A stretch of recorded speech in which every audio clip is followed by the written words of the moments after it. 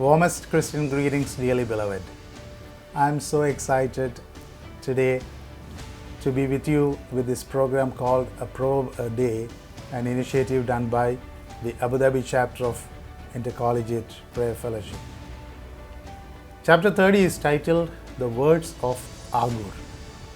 The word Agur means collector or a compiler. It could be a person or even an allegorical representation of King Solomon himself. In this chapter, as in other chapters of Proverbs, the compiler finds a stark contrast between the wisdom of God and the folly of man. Agur says, I have wearied myself thinking too much about this. In Malayalam we say, Chindichal oru andavumilla, ennal chindikkadirikkan കഴിയുന്നതുമില്ല. I cannot stop thinking, he says. The mystery is this: parents and elders keep on advising the young ones. Even we are doing the same thing through these videos. Most of the advices are despised or at least ignored. And yet, the despisers, when they become old, they start advising and become greater advisors. Very true, isn't it? Even I don't understand the mystery because we fall into the same cycle. One may ask, what is the necessity for admonition or correction? Why not let everyone go his way and learn things as it comes? The answer is, it's okay to learn by yourselves.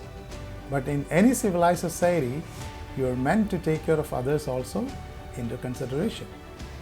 Your learning should not cause harm to other citizens.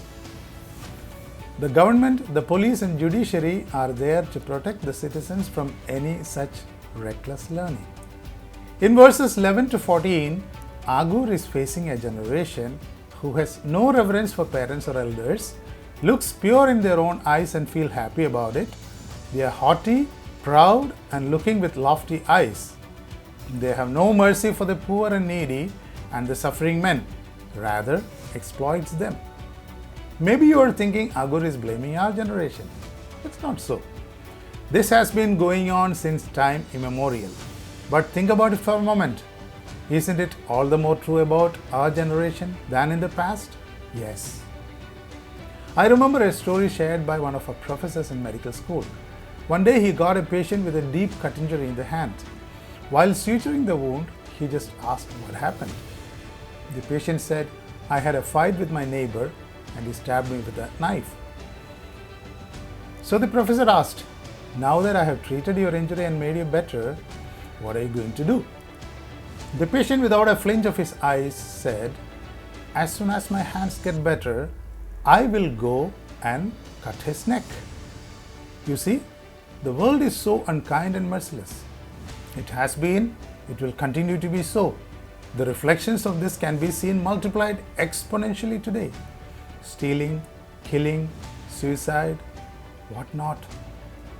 I really wonder where the world is up to.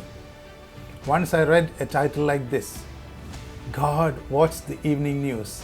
He couldn't bear it anymore, so he sent his son to die for man. How true, isn't it? Only the love of God can heal broken hearts. In verse 24 to 28, Agur exhorts men to learn from small animals. It's a little belittling, isn't it? But I think it's worthwhile doing so. Ants, they are very small animals, but never lazy. They are farsighted about a possible famine and keeps some reserves.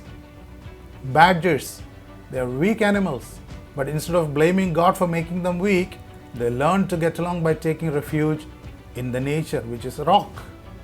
Locusts, they are small in size. They compensate by unity.